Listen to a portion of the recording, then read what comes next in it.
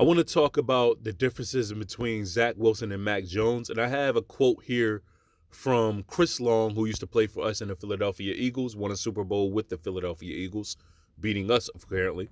But nevertheless, he was talking about Zach Wilson and his basically non-leadership. And he says this, quote, I have zero sympathy for Zach Wilson, like less than zero if that's possible, because it wasn't a, hey, did you let your defense down? No, I don't really want to go there type of response. There's a lot of different ways you can answer that question. You could say no without being so flippant. He was just so short about it, like no, next question, end quote. Now make sure you hit the subscribe button if you want more New England Patriots news like this, and like this video as well so we can continue to push our content and grow our channel.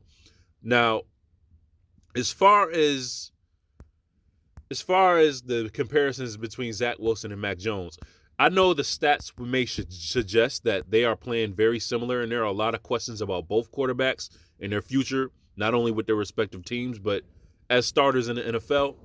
But the reality is, what I've seen in that game is Mac Jones was taking his checkdowns. He didn't put the ball in harm's way. Now, I had some criticisms of him about some of those sacks. Some of those sacks are on him.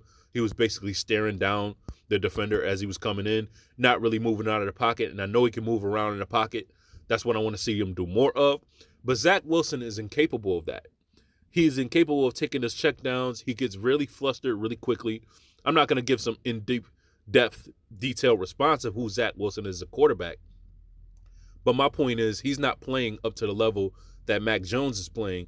And I think there are more questions surrounding Zach Wilson than there are Mac Jones.